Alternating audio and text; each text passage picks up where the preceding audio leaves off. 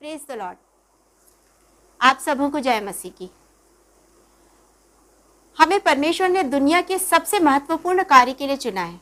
हर एक मसीही को जो इस संसार में जन्म लेता है, एक महत्वपूर्ण कार्य के लिए चुना हुआ है वो, और वो महत्वपूर्ण कार्य है मध्यस्थता का। मध्यस्थता का, क्योंकि आज भी बहुत से लोग ऐसे हैं जो परमेश्वर को नहीं जानते हैं, जो प्रभु यीशु मसीह को नहीं जानते, जो उद्धार को नहीं जानते, जो पापों की क्षमा के विषय में नहीं जानते। इसे बताने के लिए परमेश्वर ने मुझे और आपको चुना है कि हम मध्यस्थता की प्रार्थना करें, हम लोगों के बीच में सुसमाचार का प्रचार करें, लोगों को परमेश्वर के प्रेम के बारे में बताएं, प्रभु यीशु मसीह के बारे में बताएं, उद्धार के बारे में बताएं, उनको प्रभु यीशु मसीह के नजदीकी में ला सके ताकि वो भी बच जाए। इसीलिए मैं और आप चुने हुए हैं। आज हम जो देखने जा रहे हैं वो है याकूब की पत्री और उसका 5वां अध्याय, जेम्स चैप्टर 5 वर्स 13 से 18 तक।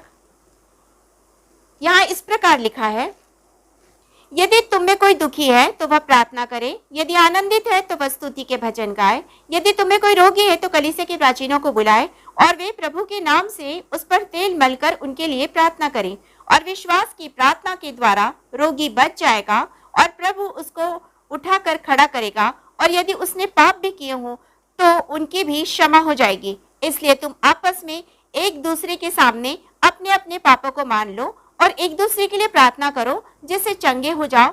धर्मी जन की प्रार्थना के प्रभाव से बहुत कुछ हो सकता है।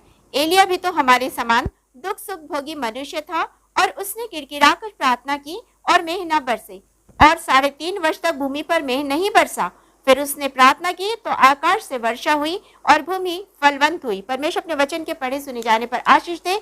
इससे पहले कि हम वचन में जाएं, अपनी आंखों को बंद करें और परमेश्वर से आत्मा की सामर्थ को मांगे। धन्यवाद धन्यवाद धन्यवाद करते राजा। इस समय धन्यवाद करते हुए हम सब आपके चरणों के निकट आते हैं। आज जो भी हमने वचन पढ़ा उस वचन पर आशीष का हाथ रखिए पिता, कि ये वचन हम सबके हृदय में कार्य कर सके और हम आपकी महिमा स्तुति प्रशंसा बड़ाई करने वाले बन सके। धन्यवाद के साथ इस प्रार्थना को उद्धार करता प्यारे यीशु मसीह के नाम से मांगते हैं। सुनिए, ग्रहण कीजिए, आमीन। तो जैसा हम बातचीत कर रहे थे कि हमें परमेश्वर ने मध्यस्थता की प्रार्थना के लिए चुना है। प्रार्थना मतलब परमेश्वर से बातचीत। जब हम प्रार्थना करते हैं, परमेश्वर के साथ बातचीत करते हैं, हमारा परमेश्वर हमारा इंतजार करता है कि कब हम उसके साथ बातचीत करने के लिए आए। वो हमारी संगति चाहता है, वो चाहता है हम उसके पास जाएं, निरंतर उससे बातचीत करें और जो योजना वो हमारे लिए बना रहा है उसे जान सके। और ये तभी हो सकता है जब हम परमेश्वर से बातचीत करेंगे। जब आप उत्पत्ति की पुस्तक को पढ़ेंगे पुराने नियम से, तो आप पाएंगे 3रे अध्याय को कि वहां पर लिखा है कि परमेश्वर शाम के संध्या के ठंडे समय में आदम और हवा से मिलने आता था। वो आज भी हमसे मिलने के लिए आता है। और जब आप भजन संहिता की पुस्तक पढ़ेंगे तो हम उसमें पाते हैं कि वो हमारी प्रार्थना सुनने स्वर्ग को झुकाकर आता है कि हम क्या बात कर रहे हैं, हम क्या बोल रहे हैं। और भजन संहिता की पुस्तक ही हमें बताती है कि वो हमारी प्रार्थना की ओर कान लगाता है। जब आप भजन संहिता उसके 34 अध्याय साम 34 और उसके 15 वर्ष को पढ़ेंगे तो आप पाएंगे कि उसके कान निरंतर हमारी दुहाई की ओर लगे रहते हैं। तो जब हम प्रार्थना करते हैं वो हमारी प्रार्थना को सुनता है, सुनने के लिए वो स्वर्ग को झुकाकर आता है। तो सोचिए जरा, जब वो हमारी प्रार्थना सुनने स्वर्ग को झुकाकर आता है तो किस तरह से हमारी प्रार्थना छोटी होती है। हम प्रार्थना करते तो हमेशा बोलते हैं छोटी सी प्रार्थना को सुन लेना, लेकिन हमारी प्रार्थना बहुत महान, बहुत बड़ी प्रार्थना है, क्योंकि हमारा परमेश्वर हमारी प्रार्थना सुनने स्वर्ग को झुकाकर आया। आज जब हम यहाँ पर पढ़ रहे हैं याकूब की पत्री में, तो हम क्या पढ़ रहे हैं? इसमें पहला जो हमने पढ़ा, इसमें लिखा है यदि तुम में कोई दुखी है तो वह प्रार्थना करे। दुख एक प्रकार की भावना होती है जिसे हम व्यक्त करते हैं कि हमारे अंदर दुख है। शारीरिक तकलीफ नहीं, परंतु ये दुख होता है। और दुख किसी भी प्रकार से हो सकता है। हम कभी कभी किसी कारण से तनाव में होते हैं, अपने परिवार को लेके, अपने जॉब को लेके, अपनी पढ़ाई को लेके, नाना प्रकार से तनाव जिंदगी में आता है। तो वचन हमसे क्या कहता है? जब कोई दुखी हो तो वो प्रार्थना करे।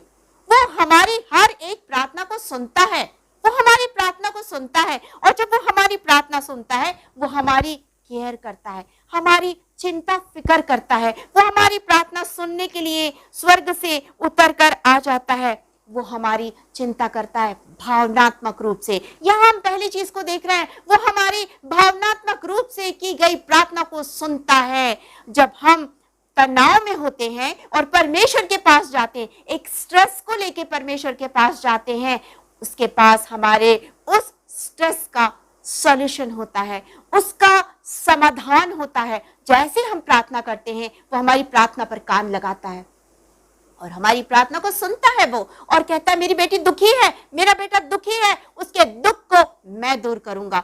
और याद रखिए, उसके अलावा हमारी जिंदगी से दुख को और कोई दूर नहीं कर सकता। हमारे पास कोई उपाय नहीं है, कोई रास्ता नहीं है, सिर्फ एक ही रास्ता है, और वो रास्ता परमेश्वर के पास जाता है प्रभु यीशु मसीह के द्वारा। जैसे ही हम प्रभु यीशु मसीह के पास के नाम से प्रार्थना लेके जाते, हमारी प्रार्थना सीधे परमेश्वर तक पहुंचती है। वो स्वर्ग से उतर कर आता है, हमारी प्रार्थना सुनता है, और हमारे दुख को जो हमारे दिल के अंदर है, हमारे हृदय के अंदर है, हमारे जीवन के अंदर है, उस दुख को वो दूर करता है, वो हमारे तनाव को दूर करता है, क्योंकि वो जगत के अंत तक सर्वदा हमारे साथ है। इसलिए वो हमारी प्रार्थना सुनने आता है, प्रार्थना सुनता है, और हमारे उस तनाव से हमें आजादी देता है, क्योंकि हमारा परमेश्वर महान परमेश्वर है और वो हमेशा हमारी प्रार्थनाओं को सुनने वाला परमेश्वर है। लेकिन जब हम उसके पास प्रार्थना लेके जाते हैं तो वचन हमसे क्या कहता है? इस चीज की चिंता मत करो कि तुम क्या खाओगे, क्या पियोगे, क्या करोगे, बस पहले क्या करना है? उसके राज्य और उसके धर्म को ढूंढना है। जब हम उसके राज्य और उसके धर्म को ढूंढेंगे हमें सारी चीजें मिल जाएगी। लेकिन हमारी जिंदगी में तनाव आता है, जॉब को लेकर, पढ़ाई को लेकर, शादी को लेकर, और भी नाना प्रकार से तनाव आता है। हमारा परमेश्वर कहता है किसी भी प्रकार से तनाव मत लो, क्योंकि मैं हूं ना। जब मैं चिड़ियों को खिलाता हूँ, जब मैं पौधों को खूबसूरती देता हूँ, जब चिड़ियों को खिलाता हूँ, कभी भी वो भूखी नहीं रहती, तो तुम तो मेरी सबसे सुंदर कृति हो। ऐसे कैसे तुम्हारे को तनाव में मैं देख सकता हूँ? ऐसे कैसे तुम चिंता में रह सकते हो? वो हमारी चिंता फिकर करने वाला परमेश्वर है। मत्ती रचित सुसमाचार और उसके 6वें अध्याय, और जब आप 31 से लेकर आगे पढ़ेंगे 31 से 34 तक, तो आप पाएंगे कि वो हमारी चिंता फिकर करता है, वो हमारे साथ होता है, हमारी हर एक चिंता को वो ले लेता है, क्योंकि वो महान परमेश्वर है, वो दयालु परमेश्वर है, वो फिक्र करने वाला, केयर करने वाला परमेश्वर है। इसलिए सबसे पहली चीज यहाँ पर याकूब जो कह रहा है वो हमारे भावनात्मक चिंता करता है। दूसरी चीज जो हम यहाँ पर पाते हैं, और दूसरी चीज हम पाते हैं इसमें, यदि तुम्हें कोई रोगी हो तो कलीसिया के प्राचीनों को बुलाए और वे प्रभु के नाम से उस पर तेल रखकर उसके लिए प्रार्थना करे, उस पर तेल मलकर उसके लिए प्रार्थना करे। यह तेल हमें दो बातों को बताता है। पहली चीज, तेल जो है वो अभिषेक के लिए उपयोग किया जाता था। जब हम प्रार्थना करते हैं और तेल लगाते हैं, हमारा परमेश्वर पवित्र आत्मा की सामर्थ हमारे अंदर देता है। हमारे अंदर जो भी रोग है, जो भी बीमारी है, वो बीमारी को हमारी जिंदगी से हटाता है। हम उसके पास जाते हैं, हम उसके पास जब जाते हैं, वो हमें चंगा करने वाला परमेश्वर है, क्योंकि उसने अपना इकलौता पुत्र मेरे और आपके लिए दिया कि उसके कोड़े खाने से हम चंगाई को पाले। तो जब हम बीमार हो, हमारे लिए कलीसिया के लोग प्रार्थना करें, तो हमारी कलीसिया का ये कर्तव्य है कि अपने बीमारों के लिए हमें प्रार्थना करना है। और सबसे बड़ी बात, हमारी कलीसिया की जो प्राचीन है, उनका कर्तव्य है कि वो बीमार के घर जाए, उसके ऊपर हाथ रखे और उसके लिए प्रार्थना करे, क्योंकि हमारा परमेश्वर कहता है कि वो चंगाई देगा। जब तेल मला जाएगा चंगाई देगा। दूसरी चीज यहाँ पर तेल हमें बताता है कि वो हमारे लिए मेडिसिन का कार्य करता है। प्रार्थना से प्रेयर ऑयल जिसका उपयोग किया जाता है, जब प्रेयर ऑयल लगाया जाता है तो रोगी चंगाई को पाता है, उसे रिलीफ मिलता है, उसका विश्वास और अधिक बढ़ता जाता है। और वो आगे इसमें लिखा है, और विश्वास की प्रार्थना के द्वारा रोगी बच जाएगा। आप याद कीजिए, जब भी यीशु मसीह ने चंगाई का कार्य किया, उसने क्या कहा? उसने कहा, चाहे वो कनानी स्त्री थी, तेरे विश्वास ने, चाहे वो लहू बहने वाली स्त्री थी, तेरे विश्वास ने, चाहे वो अंधे थे, चाहे वो कोढ़ी थे, हर जगह यीशु मसीह ने कहा तेरे विश्वास के द्वारा। तो हमें विश्वास करना है, हमारा विश्वास मजबूत होना चाहिए। जो प्राचीन हमारे लिए प्रेयर करने आए हैं, वो भी विश्वास में मजबूत होना चाहिए, तभी हमारी जो बीमारी है वो दूर होती है। तो पहली चीज हमने देखा भावनात्मक चिंता। दूसरी चीज हम देखेंगे शारीरिक चिंता। शारीरिक चिंता भी हमारा परमेश्वर करता है, वो हमारी शारीरिक फिक्र करता है, हमें चंगाई देता है। हम यहाँ पर तीसरी चीज देखेंगे जो यहाँ पर लिखी हुई है, तीसरी बात जो लिखी है वो है 14 और 15 वर्ष में यहाँ पर लिखा है, और विश्वास की प्रार्थना के द्वारा रोगी बच जाएगा, और यदि उसने पाप भी किए हों तो उनके पाप क्षमा हो जाएंगे।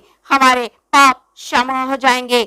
और उसके आगे लिखा हुआ है, इसलिए तुम आपस में एक दूसरे के सामने अपने अपने पापों को मान लो, एक दूसरे के लिए प्रार्थना करो जिससे चंगे हो जाओ। धर्मी जन की प्रार्थना के प्रभाव के द्वारा सब कुछ हो सकता है। धर्मी जन की प्रार्थना वो हमारी स्पिरिचुअल जरूरतों को भी पूरा करता है, वो हमारी भावनात्मक चिंता करता है, वो हमारी शारीरिक चिंता करता है, हम चंगाई को पाते हैं। और तीसरी चीज हम यहाँ पाते हैं, वो हमारी आत्मिक चिंता करता है। धर्मी जन के प्रभाव से हम धर्मी नहीं है, हमारे अंदर कोई धार्मिकता नहीं है, लेकिन जब हम प्रभु यीशु मसीह के पास जाते हैं, अपने पापों को मानते हैं, अपने पापों के लिए हम प्रायश्चित करते हैं, हमारा प्रभु जो स्वर्ग से हमारे लिए उतरा है, उसने हमारे लिए अपना लहू बहाया है, वो प्रभु उस लहू से हमें धोता है और हमें शुद्ध करता है, हमें पवित्र करता है। हम सिर्फ और सिर्फ प्रभु यीशु मसीह के द्वारा ही धर्मी ठहराए जाते हैं। तो जब हम विश्वास के साथ जाते हैं, हम धर्मी ठहराए जाते हैं। और जब प्रभु हमें यीशु मसीह के लहू से, हमारा परमेश्वर हमें धोता है, हमें शुद्ध करता है, हमारी प्रार्थना उस तक जब पहुंचती है, तो वचन कहता है धर्मी जन की प्रार्थना के प्रभाव के द्वारा सब कुछ हो सकता है। आप प्रार्थना करके देखिए, आप पश्चाताप करते उसके पास जाइए, अपने अपने पापों को मानिए, वो आपको धोएगा, शुद्ध करेगा, पवित्र करेगा, और तब आपको पवित्र करके आपका इस्तेमाल करेगा लोगों के लिए आपका इस्तेमाल करेगा। आप गवाह बनकर खड़े होंगे, आप लोगों के लिए प्रार्थना करेंगे कि लोग चंगे हो जाए, आप लोगों के उद्धार के लिए प्रार्थना करेंगे कि वो यीशु मसीह को अपना उद्धार करता, मुक्तिदाता ग्रहण करे। तो ये सारे कार्य तभी संभव है जब हम प्रायश्चित करते हुए परमेश्वर के पास जाते हैं, यीशु मसीह को अपना उद्धार करता ग्रहण करते हैं, और तब हम इस उद्धार के संदेश को लोगों तक पहुंचाते हैं, क्योंकि हमें पवित्र आत्मा का दान मिल जाता है। जब आप प्रेरितों के काम और उसके पहले अध्याय और 8वें वचन को पढ़ेंगे तो आप पाएंगे वहां पर लिखा हुआ है, एक्ट चैप्टर 1 और वर्स है 8, जब आप उसको पढ़ेंगे उसमें लिखा हुआ है कि तुम ठहरे रहो, पवित्र आत्मा के मिलने तक तुम ठहरे रहो, और उसके बाद पृथ्वी की छोर तक के गवाह बनोगे। और जब 14 वर्ष को पढ़ेंगे उसी प्रेरितों के काम पहले अध्याय के 14 वर्ष को, तो बाइबल में लिखा हुआ है कि वहां पर सारे लोग एक जगह जमा होकर के प्रार्थना कर रहे थे। और प्रार्थना करने के बाद क्या हुआ, जब आप 2nd चैप्टर को पढ़ेंगे, उसके प्रेरितों के काम उसके 2nd चैप्टर को पढ़ेंगे, तो आप पाएंगे पवित्र आत्मा उन पर उतरा। मतलब ये, जब हम प्रार्थना करते हैं पश्चाताप हृदय के साथ, पवित्र आत्मा की सामर्थ हमारी जिंदगी में उतरती है और हमारी स्पिरिचुअल जरूरत पूरी हो जाती है। वो हमारी भावनात्मक जरूरतों को पूरा करता है, चिंता फिक्र करता है, वो हमारी शारीरिक चिंता फिक्र करता है, शारीरिक जरूरतों को पूरा करता है, वो हमारी आत्मिक चिंता फिक्र करता है और हमारी आत्मिक जरूरतों को पूरा करता है।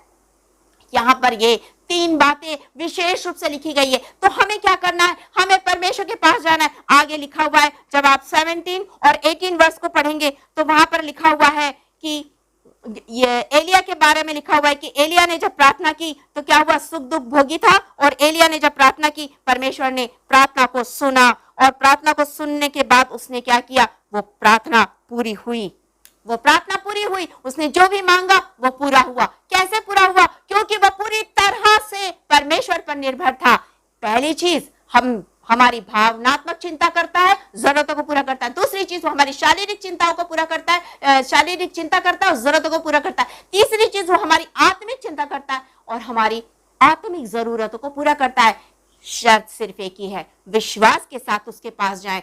एलिया विश्वास के साथ गया, सुख दुख भोगी मनुष्य था लेकिन विश्वास के साथ गया और परमेश्वर ने उसकी प्रार्थना सुनी। आज परमेश्वर चाहता है मैं और आप उसी तरह विश्वास के साथ उसके पास जाए और उससे जो भी मांगेंगे वो हमारे लिए पूरा करने वाला परमेश्वर है, क्योंकि वो महान परमेश्वर है। हमारा इंतजार कर रहा है कि कब हम उसके पास जाएं अपने प्रार्थना और निवेदनों को लेके, और वो हमारे प्रार्थना और निवेदनों को स्वीकार करेगा और हमें हर सारी प्रकार की चिंताओं से मुक्त करेगा। पहला पत्रस उसके 5वें अध्याय और उसके 7वें वचन में लिखा है, 1 पीटर 5 चैप्टर और वर्स 7 में लिखा हुआ है कि अपनी सारी चिंता उसी पर डाल दो, उसको तुम्हारा ध्यान है। तो हमें चिंता नहीं करना है, परंतु हमें प्रार्थना करना है, सिर्फ और सिर्फ प्रार्थना करना है, क्योंकि हम इसी कार्य के लिए चुने गए हैं। हमें दूसरों के लिए प्रार्थना करना है, हमें अपने लिए प्रार्थना करना, हमें दूसरों के लिए प्रार्थना करना, हमें अपने परिवार को स्वर्ग में ले जाने के लिए प्रार्थना करना है, हमारी कलीसिया के लोग स्वर्ग में जाए इसके लिए प्रार्थना करना है, हमारे शहर के लोग, देश के लोग स्वर्ग में जाए इसके लिए प्रार्थना करना है। हमें हर बात के लिए, हर चीज के लिए प्रार्थना करना है, और प्रार्थना करके हमें विश्वास के साथ इस प्रार्थना को यीशु मसीह के नाम से मांगना है। वो प्रार्थना जरूर पूरी होगी, वो जरूर पूरी होगी। बीमार चंगाई को पालेंगे और हमारी सारी जरूरतों को वो पूरा करेगा। जब हम पश्चाताप के साथ जाएंगे, पवित्र आत्मा की सामर्थ से हम भरपूर होंगे और उसके वचन को लेकर खड़े होंगे, और लोग कहेंगे कि इसके अंदर पवित्र आत्मा की सामर्थ वास करती है, इसके अंदर पवित्र आत्मा की सामर्थ है, इसके अंदर में प्रभु है, इसके हृदय में प्रभु रहता है। आइए हम प्रार्थना करें, और प्रार्थना करें उन सारे लोगों के लिए। इस समय जब हम अपनी आंखों को बंद करेंगे, हम अपने अपने अपने मनों में उन लोगों को याद करेंगे जो बीमारी की अवस्था में पड़े हैं, कि वो चंगाई को पाले। हम अपनी कलीसिया के लिए, अपने पासवानों के लिए, अपने परिवार के लिए और सारे लोगों के लिए प्रार्थना करेंगे। इस समय अपनी आंखों को बंद करें और कुछ समय हम प्रार्थना में बिताएंगे। प्रभु पिता परमेश्वर, हम आपका धन्यवाद करते हुए एक बार फिर से आपके चरणों के निकट आते हैं। आज के वचन के लिए धन्यवाद देते हैं जो हमारी सहायता करता है कि किस प्रकार से महान परमेश्वर हमारी हर जरूरतों को आप पूरा करते हैं, चाहे वो हमारी शारीरिक हो, मानसिक हो, आत्मिक हो, किसी भी प्रकार की जरूरत हो, वो सारी जरूरतें आपके पास आने से ही पूरी होती है। हम आपका धन्यवाद करते हैं कि आप हमारे महान पिता परमेश्वर है, और आपने हमारी बीमारी के लिए अपने इकलौते बेटे को भेजा। हम आपका धन्यवाद करते हैं। इस समय हम प्रार्थना करते हैं, राजाधिराज परमेश्वर, जितने भी लोगों की आंखें बंद है, वो जिनके लिए भी प्रार्थना कर रहे हैं, पिता उस प्रार्थना को आप हाँ और आमीन के साथ स्वर्ग में सुन के पृथ्वी पर पूरा कीजिए। पिता परमेश्वर, जितने बीमार बड़ी आशा से आपके पास आए हैं, वो इसी समय चंगाई को पाले। जो भी किसी भी प्रकार की परेशानी में हो, दुख में, तकलीफ में हो, बीमारी की अवस्था में हो, कर्ज के बोझ के नीचे दबा हो, या जो भी प्रकार की समस्या से ग्रसित हो, वो सारी समस्या यीशु के नाम से अभी इसी समय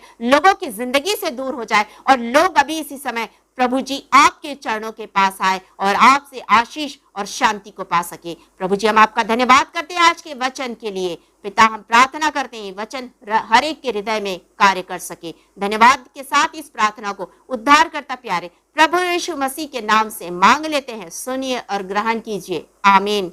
गॉड ब्लेस यू।